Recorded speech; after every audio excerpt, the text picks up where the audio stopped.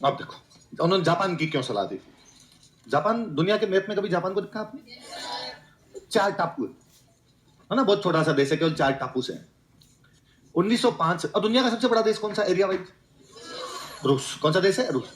तो रूस आपको मैप जैसे खोलेंगे रूस दिखेगा, अरे इधर से इधर पड़ा पूरा, एशिया में भी है, यूरोप में भी है, धरती घुमा दो तो अमेरिका जाके अड़ता है। अलास्का इनका ही था, उधर जाके अड़ जाता है, 3-3 महाद्वीपों को टच कर रहा है उधर से। रूस बहुत बड़ा देश है। जापान ढूंढना पड़ता है किधर गया है ना, उसमें भी होकेडो होकेनसू 3-4 एक द्वीप है, बस इतने में खत्म हो जाता है। 1905 में जापान ने रूस को हरा दिया। आप कभी जापानी लोगों को देखना, आप ना हाइट कम होती है, आप रूस वालों को देखना डाकी होते हैं। जापानी बोनों ने रूसी भालू को हरा दिया था। जापानी बोनों ने रूसी, तो जापान कैसे कर गया? इतना छोटा सा देश एरिया वाइज इतने बड़े देश को हरा गया। फिर रूस बहुत बड़ा साम्राज्य था, जार का साम्राज्य हुआ करता वहां पर। जापान इतना बड़ा कोई साम्राज्य भी, जापान कैसे कर गया ऐसे? क्योंकि इन दोनों जापान में राष्ट्रवाद की भावना कूट कूट के भरी हुई थी। एक एक आदमी में से राष्ट्रवाद भरा हुआ था, हम हमारे देश के लिए कुछ भी कर सकते हैं। तो इन्होंने कहा इंग्लैंड भेजोगे तब तो बच्चा इंग्लिश डोमिनेंस सीख के आएगा, अंग्रेजों की महानता सुन सुन के आएगा, पर यदि बच्चे को जापान भेजा तो राष्ट्रवाद का पाठ पढ़ के आएगा। उसको लगेगा जापानी जब अपने राष्ट्र के लिए इतना कुछ कर सकते हैं तो हमें भी हमारे राष्ट्र के लिए कुछ करना है। कुछ कहानियां आपने भी सुनी होगी जापान की। ये साहब जापान के लोग फुटबॉल का मैच देखने के लिए गए, जब वापस आए तो पूरे स्टेडियम की सफाई करके आए। हमने कचरा फेंका वो तो बाहर फेंकेंगे, बाकी लोग भी जो फेंके उसको भी हम ही उठा लेते हैं। स्वावलंबी लोग अपना काम अपने हाथ से करने में शर्म महसूस करते। गोरों का ये था कि नहीं साहब इस प्रकार हमारे नौकर चाकर होंगे वो काम कर लेंगे। जापान में जाएगा तो वो बच्चा समझेगा कि अपना काम अपने हाथ से करने में कोई ऊंचा नीचा आदमी होता।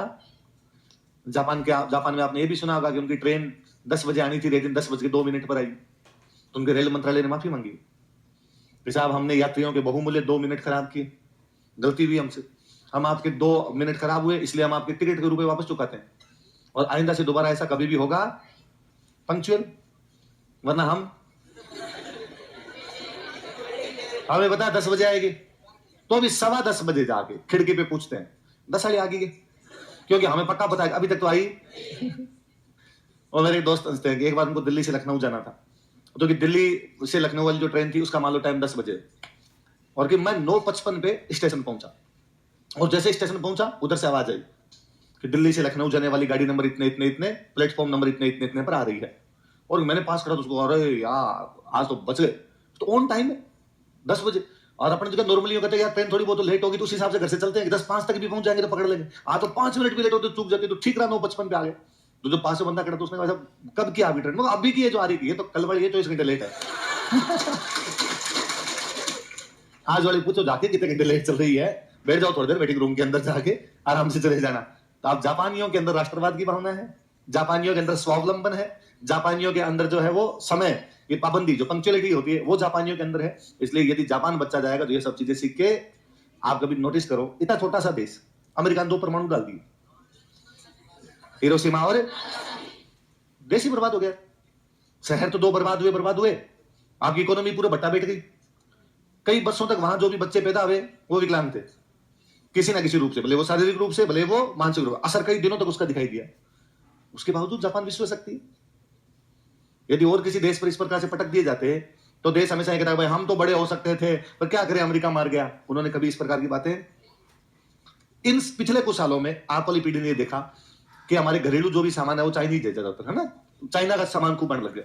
यदि ना पुराने घर पे 2-4 चीजें आप कभी नोटिस करना, टॉर्च होती, टॉर्च बैटरी है ना, हाथ वाली जो सेल वाली बैटरी होती, यदि पुरानी घर पे पड़ी हो कोई तो आज से 20 साल पहले उन पे देखना, उन पे सब पे मेड इन जापान।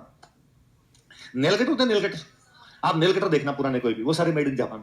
यदि पुराने टाइम का कोई भैया का कोई चाचा जी का वॉकमैन आते थे पहले, गाने सुनने के लिए वॉकमैन आया करते थे, कैसेट लगते थे उनके अंदर छोटे छोटे आते थे वॉकमैन। यदि वॉकमैन किसी के पास पड़े हो तो वो देखना उन सब पे ऊपर क्या लिखा होगा, made in Japan. Even slipper जो चप्पलें नॉर्मल अपने यूज में आती है वो आपको इस प्रकार की मिल जाएगी जो जापान से आया करती थी। तो जापानियों ने छोटे छोटे इस चीज के इस प्रकार की चीजों में खूब उत्पादन किया कि जो बल्क में बिक सके।